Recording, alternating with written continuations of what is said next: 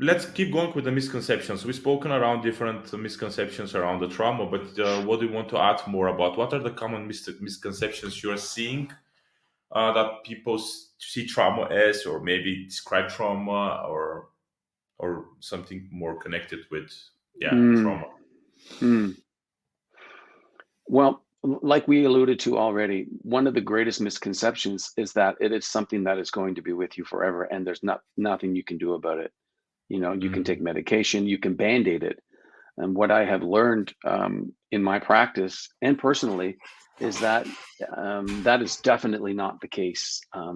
You, but like you say, and I would like to elaborate on that a bit more, is when you identify where you put your energy, it expands. So if you're putting your energy on the idea that I am someone who has trauma, right? Now let's talk about like childhood trauma, not abuse, but like not being heard or seen from your parents or feeling inadequate, right?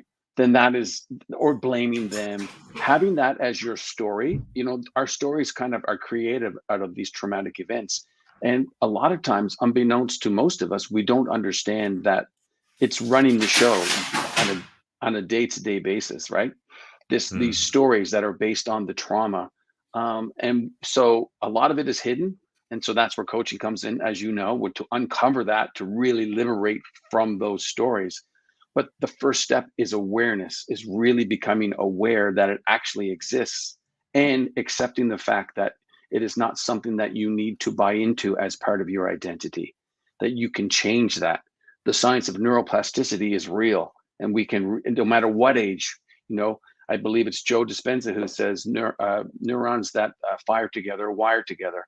And it is so, so true. We can change who we are, but it starts by being aware that it's actually happening and then having really, really important conversations to uncover it, to release it, and then move forward. And as we will talk about learn to dance with that. yeah, it's so beautiful, man. So, it definitely had the misconception around trauma is that is even I would say I am the trauma, not I have a trauma, but some people even say I am the trauma, Yeah. and they're like different stages. The first people are like I am the trauma, like because people before they identify trauma, they believe that this is who they are. Yep. The pain is who they are. The fear is who they are. The helplessness is who they are. Is they Yeah. just believe that, and I've been that as well. I mean, I've been at the point I was just this is me. That's it. I feel helpless to make change because I didn't have an idea that I can change that because I didn't know that there was something else. This is just me. And then the next stage I see is for the misconception is I am, but then I have a trauma when people start going to psychologists and they uncover that there is trauma. And Mm. nothing against psychologists here. I'm just saying that people are just that's the way most people uncover trauma because they go there or read something around that. Right. Can I jump in real Yeah, quickly there? yeah. Because that's a beautiful point, and I'm so glad you went there. And again, nothing against obviously the medical profession or any of that, but just consider this as a perspective: is that you're going to a psychiatrist or a psychologist or a therapist as someone with trauma, who is going to fix the trauma, but you're still showing up as someone that was traumatized, Yes. right? So Yeah. where's the liberation in there? You're still identifying with that, and in a lot of cases it will only exacerbate your symptoms or your identity as someone who definitely is. Now I'm someone who has trauma, who goes to see a shrink. And we talk about trauma the whole day. And what do? You talk about trauma, right? Yeah. Now there are some really beautiful techniques that I will share. One in particular Mm. that is extremely has been extremely beneficial, but it doesn't involve actually talking about the trauma, which is really interesting. We and could go and there I would love to later. hear that. And Yeah. yeah, that's the second part. Is like people are very they're identified with the trauma. They know they say that this is me, and even honestly, yeah, I think that some people even feel pride that they have the trauma, and that's the problem uh, because I guess that's connected to I have something. I am something. They feel that they're something when they have a trauma. I have a trauma with abandonment. Oh, this is my trauma again on abandonment. Or this is my trauma on that or on that. And they just so they get familiar and they get connected to it. So it's they're and associated with it. You know, Hmm. it's like it's like it's like their hand for some people. and they don't want to let it go because this means I'm going to let my identity go. And sometimes this is subconscious, sometimes it's conscious. But I've seen that, and it's just that I don't want I cannot understand because they're afraid what is gonna be on on the other side, what is gonna be there without the trauma. I know Hmm. only that. What I'm gonna do without that. Honestly, some people also believe that they're gonna be. It's gonna be very. Honestly, that's also part of it. It's gonna be. It's not gonna be interesting. Their life is gonna not go interesting. It's gonna be really dull life if you don't have to deal with the trauma because trauma gave them purpose. That's another misconception that they're gonna lose their Hmm. purpose Hmm. if the trauma is not there already. They're gonna lose the purpose of their life. A lot of people are afraid of that, and most of this is subconscious again, but it's there, and they're afraid of that. And we also shared some misconceptions with you before that around what is actually trauma. The misconception around that even a small and really small thing, when you see, okay, my father didn't pay attention to me when I was 3 years old, and I wanted Hmm. him to hear me how I maybe do something there at home, and he didn't do that, and he just moved away, and I felt abandoned or I felt neglected. And that's a trauma. And some Hmm. people, what I do is that's the opposite. Some people have pride of trauma and they always talk about it. The other people ignore trauma and they Yeah, say, and there's other people yeah, that don't even know they have trauma.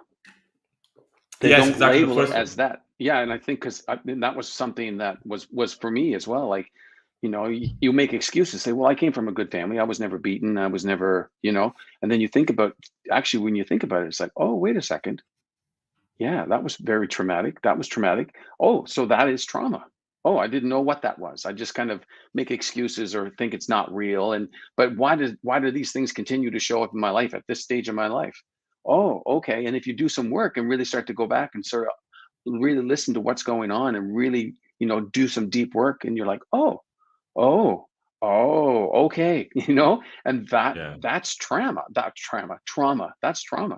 That's another Oh, type it of is. trauma. And Absolutely. it's drama as well.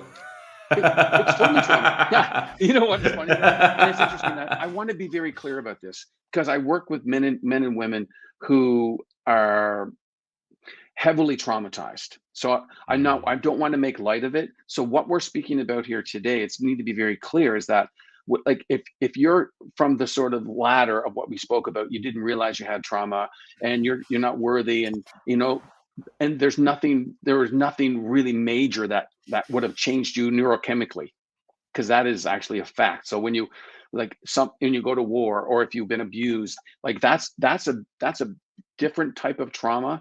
I mean, I've coached, gentlemen who can't go into a grocery store, and if they hear a bang, they hide under Wow. something, or they can't be around people. I mean, this is very real, and I can share some of the things we do to work through that.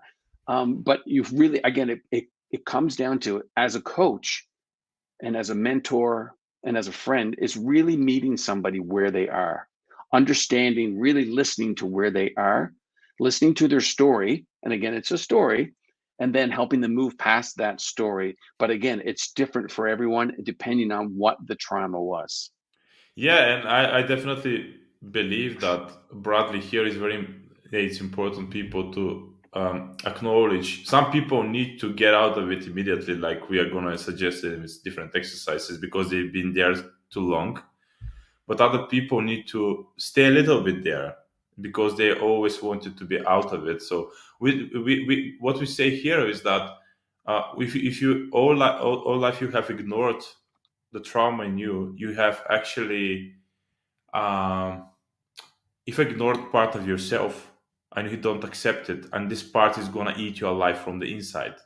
And Hmm. that's the problem because when you see some people who everything is perfect, their childhood was like perfect, their life was perfect, they have created prosperity, money, they have great family, and they feel and they think they cannot fall asleep without drinking or doing something else, and you just beat yourself up to say everything was great, why I'm like this. You can understand now why you're like this, and to really acknowledge this pain you have in yourself because Mm. it's real. It's absolutely real. And we want you to, here with us right now, be with yourself compassionately. Mm-hmm. So Mm. that's Yeah. incredibly important. Be with yourself compassionately Mm-hmm. and know that if there is pain there, there is a reason for that. You're not to blame. You're innocent. You're not someone who need to criticize yourself why you're like this, because when that was created, it was created for a reason. Mm-hmm. And now I love this quote. I don't know who said it actually, but it was, um, I'm not guilty for who I am right now, but I have to take responsibility for that. Yeah. I love that because Yeah. for me that means, and everything which happened in the past, even 10 minutes, 5 minutes, 1 minute before you start watching that, it's past, and you cannot blame yourself for that. There's no reason for that. You're innocent. Something happened. You are now the way you are. But you can take Mm. responsibility right now. And one of what you can do with taking responsibility is actually acknowledge it and be compassionate with yourself. And for the first time of your life, you're going to be with yourself in this way. And maybe you don't know how, but we're going to share with you maybe some techniques later how you Mm-hmm. can do that. Yeah. And yeah, so when we talk about maybe a little bit more about misconceptions, is guys, wherever you are in the spectrum, someone who's been and be aware and stay with the trauma on this side, and people who ignore the trauma from this side, all of you are loved, all of you are right, all of you are the place you are because you have to, because maybe your story is gonna, not maybe, your story is gonna inspire other people. So be Mm-hmm. proud of who you are right now, and what Mm-hmm. it's our intention is to really see that, understand it, and start applying the techniques we're going to talk with you today, Mm-hmm. so that you can move and take responsibility for your life and your trauma. Mm. Yeah. I love Yeah. that. I love. Thank you for sharing that, Dimi, because that's really the crux of this whole conversation. Is that we're talking about identifying with trauma, making that as part of your identity. But at the end of the day, we are all the same. We are all we all come from love, and we are all beautiful beings, on this earth. And possibilities are the same. Everyone's dealt a different card, and I believe that that is part of your journey here on earth. How do we deal with those cards? But that was beautiful what you said, because no matter where you are on the spectrum of trauma, um, we are all the same. We are all loving, beautiful, caring beings naturally before the trauma, before we've created these stories and thought, oh well, we need to put that away. Don't be loving. You need to be tough. You need to suck it up, buttercup, like they say in my country, right? You need to suck it up.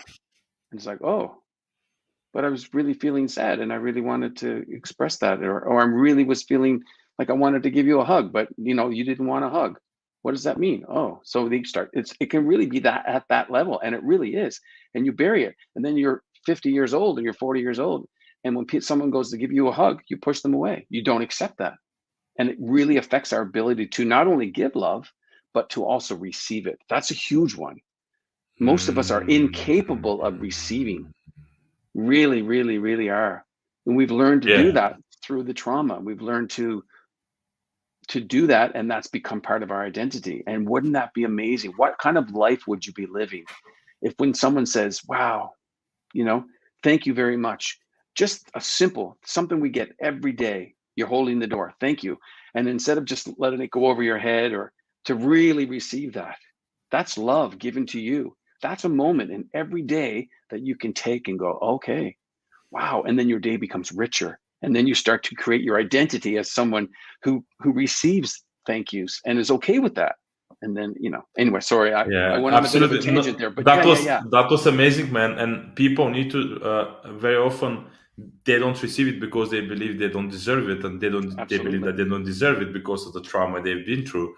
Mm, And I wanted to share that one last. We've spoken about it, but I just wanted to emphasize that so mm, people can really connect to it. If you have a trauma, and honestly, I have this belief. I don't know for sure, but I believe that everyone in the world has some type of trauma. If you're a human being, right? If you're a Hmm. person in the world, and you have some kind of, maybe small, maybe big. And that's the beauty of it, because then there's a misconception that if you are traumatized, that you are broken, that you are bad, goes and translate into you are a human being. So you are simply a human being, because human beings have has traumas. That's it. That's it. And that creates, before, if you see this misconception like this and you make the shift, now you are not separate but connected. Yeah. And all your life we were trying to be connected. And now you understand that actually trauma is the way, is the mean